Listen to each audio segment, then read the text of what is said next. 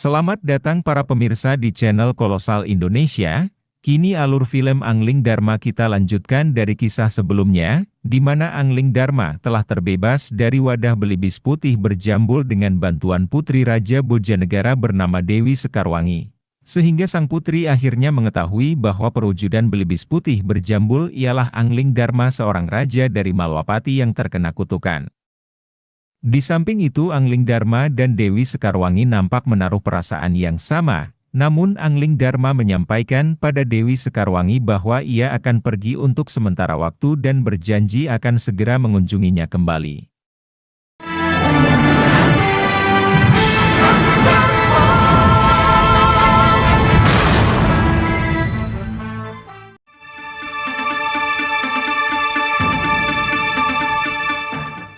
Sangat janggal kalau sebuah negara tidak memiliki raja. Tibalah di mana di kerajaan Malwapati yang sekian lama telah ditinggalkan oleh Prabu Angling Dharma dalam mengembara, hingga membuat krisis kepercayaan karena tidak memiliki seorang raja yang dapat diandalkan, sehingga para senopati kerajaan mencoba menghasut Patih Batik Madrim untuk mengambil suatu keputusan, sekaligus mengusulkan menjadikannya ia Raja Malwapati untuk menggantikan Prabu Angling Dharma. Mestinya Gusti Patih sudah harus mengambil keputusan. Keputusan? Ya, terus terang, kesetiaan Gusti Prabu Angling Dharma kepada negeri Malwapati mulai saya ragukan. Mungkin karena beliau hanya sebatas mantu dari Gusti Sepuh. Sebenarnya Gusti Patih jauh lebih berhak untuk menjadi raja. Karena kalau saja tidak ada sayembara memperebutkan mendiang Gusti Dewi Setiawati, maka Gustilah yang seharusnya menjadi raja. Jangan menggoyah keyakinanku, Katiwanda. Janji seorang satria itu pantang mencela-mencela. Pagi kuning, siang merah, malam hijau. Gusti akan membiarkan negeri ini semakin kerdil, tanpa kemajuan setapak pun, karena tidak adanya raja. Namun tiba-tiba Angling Dharma datang dengan sikap yang tak semestinya. Hal itu dikarenakan Angling Dharma telah mengetahui perbincangan antara mereka semua.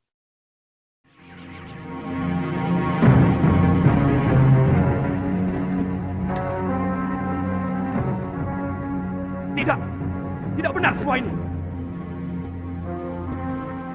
Siapa kamu? Patih Batik Madrim yang belum yakin di hadapannya saat itu ialah Angling Dharma, sehingga demi untuk meyakinkan dirinya, Patih Batik Madrim menantang duel Angling Dharma dengan sungguh-sungguh hingga Batik Madrim mengeluarkan jurus pamungkasnya yaitu Tiwikrama, dan terjadilah perang besar saat itu di kerajaan Malwapati. Maaf, aku masih menyaksikan kebenaranmu sebagai Prabu Angling Dharma. Apakah kamu sanggup meyakinkan aku bahwa kamu adalah rajaku? Aku wajib meyakini kebenaran dari raja negeriku.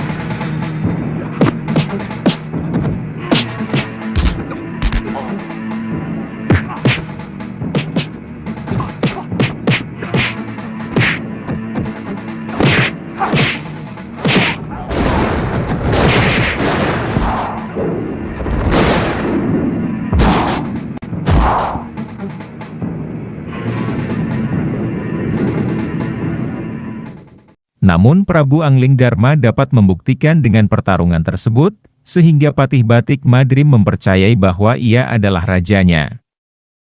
Lantas terlihat di mana Angling Dharma telah menceritakan pengalamannya selama ini dalam mengembara, hingga Angling Dharma mengetahui berbagai macam bentuk kehidupan dari balik tembok kerajaan yang megah itu dan apa yang telah rakyat alami selama ini. sudah merupakan kebiasaan. Seorang prabu biasanya cukup melihat kehidupan rakyatnya lewat laporan para tumenggung dan adipati. Adipati menerima laporan dari para kubu dan bekel.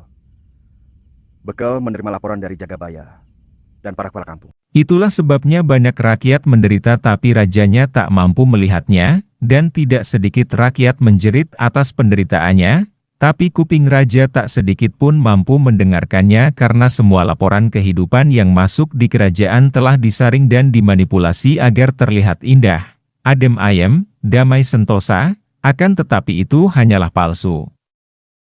Tidak baik seorang raja harus memikirkan hal-hal sepele seperti itu. Semua itu cukup ditangani oleh para rakyat dan tumenggung. Sebab ada yang jauh lebih penting dari urusan tetek bengek seperti itu. Adalah bagaimana supaya bisa menjaga wibawa. Pengembaranku selama ini membuka mata dan telingaku. Bahwa ternyata rakyat tidak pernah peduli. Apakah rajanya berwibawa atau tidak. Yang penting bagi mereka, apakah raja memperhatikan nasib mereka atau tidak.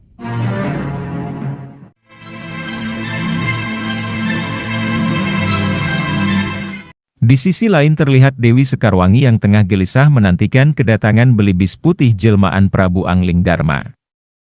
Namun keesokan harinya di mana Angling Darma memberitahukan bahwa dirinya akan pergi lagi meninggalkan Malwapati untuk sementara waktu, guna masih ada persoalan yang akan ia selesaikan.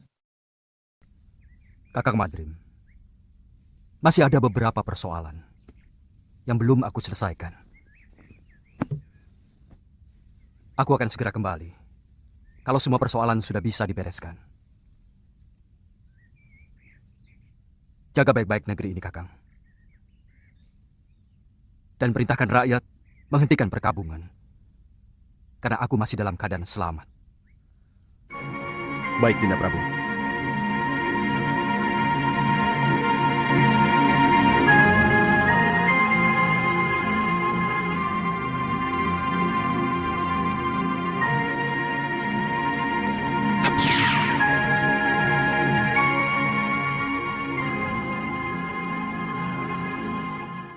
Namun di sini Batik Madrim yang penasaran apa yang sebenarnya Prabu Angling Darma lakukan, sehingga Patih Batik Madrim mencoba mengikutinya dengan cara diam-diam.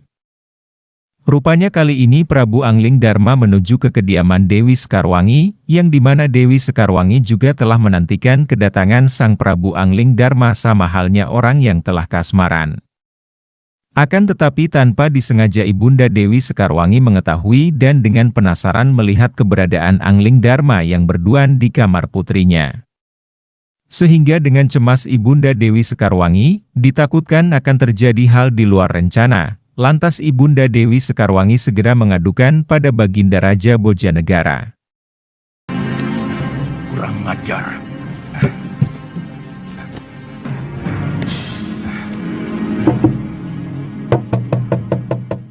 Setelah mengetahui di mana ada seseorang telah lancang memasuki bilik putrinya yang telah dikabarkan oleh Ibunda Putri Dewi Sekarwangi, seketika itu Baginda Raja memerintahkan seluruh prajurit untuk mengepung kamar Dewi Sekarwangi.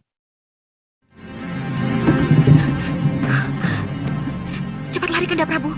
Ayahanda dan para penggawa datang kemari.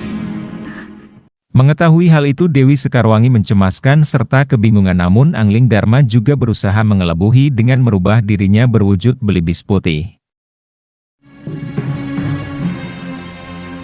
Periksa kamar ini.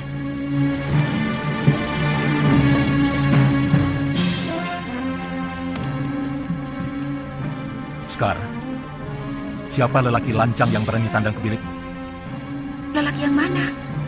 Hamba tidak mengerti, Ayahanda Prabu. Sekar, jangan bohong. Ibu melihat dengan mata kepala sendiri. Anakku, terus teranglah. Jangan permalukan ayahmu, karena aku selalu memberi kebanggaan kepadamu. Kami hanya menemukan ini, Gusti Prabu. Penjarakan belibis ini. Baik, Gusti Prabu. Jangan, Ramanda Prabu. Dia sahabat hamba. Dia menyebur hamba. Akan tetapi burung belibis putih itu pun dipenjarakan dengan alasan demi keamanan bersama, Namun sangat mengagetkan di saat burung belibis putih itu menghilang dan berubah menjadi sebuah kain putih sehingga hal tersebut membuat Sang Raja Bojanegara naik pitam. Lantas Sang Raja menyuruh untuk mengumumkan sayembara untuk menangkap burung belibis tersebut. Ampun Gusti Prabu. Hamba telah menjaga belibis putih itu sampai tidak tidur. Tapi tahu-tahu belibis putih itu berubah menjadi ini. Kita menghadapi maling yang sakti, Dinda. Lakukan woro-woro tita.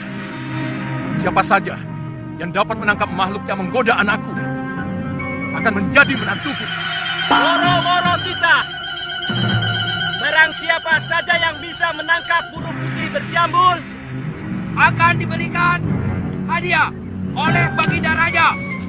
Dan barang siapa dengan sengaja menyembunyikan burung putih berjambul akan mendapat hukuman seberat-beratnya. Di sini terlihat batik Madrim yang dimana mengikuti Angling Dharma sebelumnya, namun ia sedikit kehilangan jejak Angling Dharma, dan di saat batik Madrim mengetahui sayembara tersebut dengan penasaran ia ingin mencoba mengikuti sayembara itu, lantas ia langsung menghadap pada Sang Raja Bojanegara. Meskipun kau hanya seorang patih, Hamba akan mencobanya, Gusti Prabu.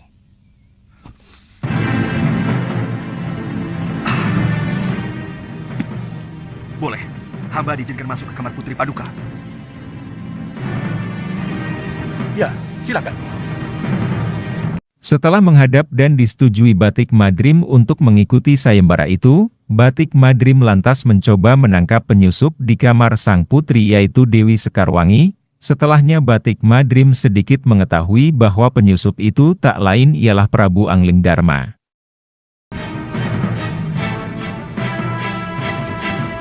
Ada yang mau datang, Dinda Dewi.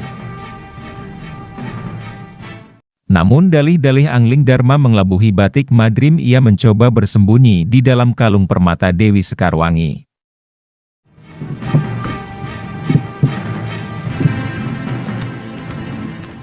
Sehingga batik Madrim yang mengetahui hal tersebut, sedikit geram dan memastikannya dikarenakan ia sedikit tidak percaya penyusup tersebut ialah Angling Dharma.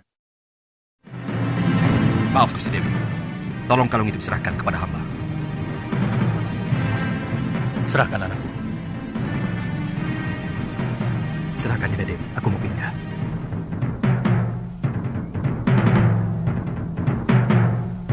Maaf, kalung tidak usah dilepas.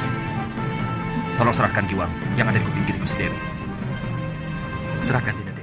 Lantas pertarungan dahsyat itu tak dapat dielakkan lagi di mana batik Madrim yang hendak mencoba menyerang Angling Dharma. Aku rajamu, Kakang Batik Madrim. Kau mau membunuhku? Saya sanksi. Apakah Tuan benar-benar gustiku atau siluman yang mau mengganggu Putri Prabu Boja? Di samping itu, Sang Prabu Angling Dharma baru menyadari bahwasanya batik Madrim telah diam-diam mengikutinya hingga ia sampai di Bojanegara saat itu.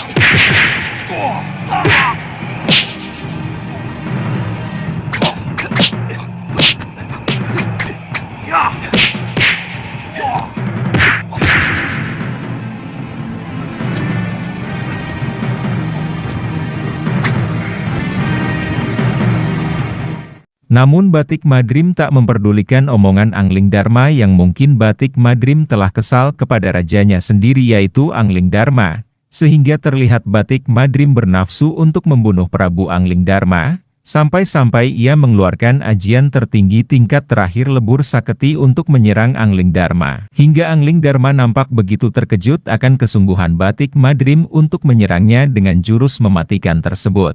Kamu benar-benar keterlaluan, Kakang Madrim. Siap-siaplah, Tuan! Ilmu itu bukan untuk menjatuhkan kekuasaan.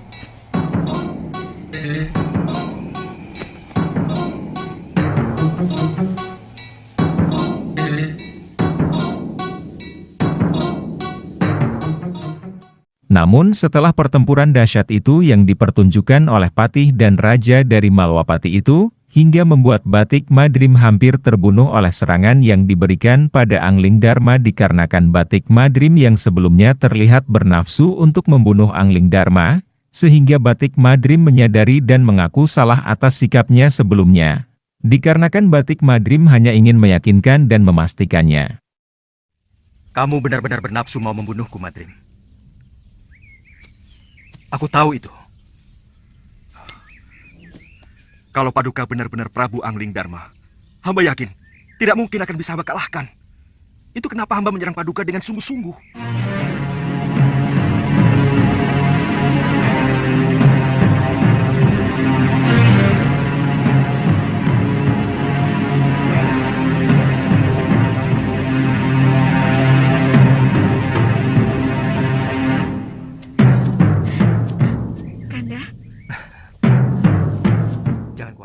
Melihat kejadian ini akhirnya Raja Bojanegara mengerti apa yang sebenarnya terjadi dan mengetahui siapa sebenarnya Belibis Putih tersebut.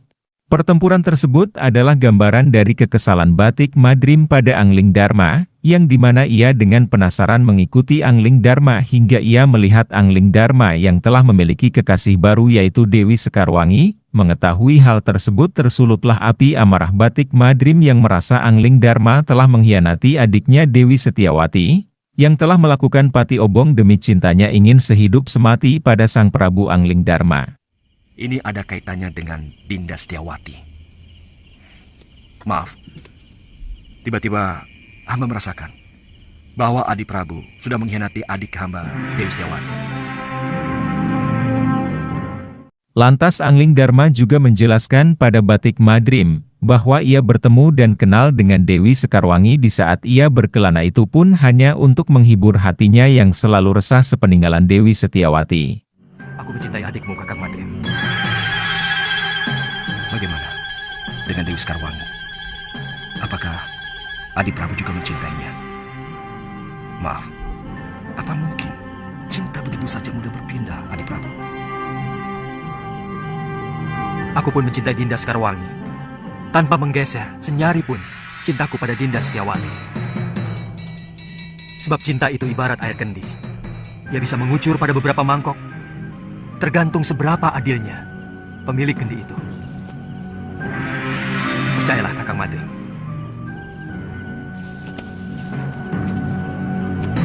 Dinda Setiawati adalah belahan jiwa saya. Dan Dinda Sekarwangi adalah belahan sisi lainnya.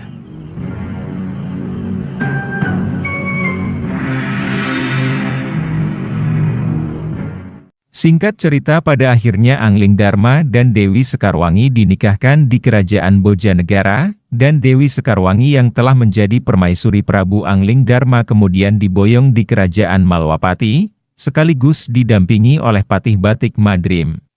Istri yang bijak dan penuh kasih akan membuat suaminya menjadi arif dan penuh perhatian terhadap rakyatnya. Hamba akan selalu mencamkan pesan Romo.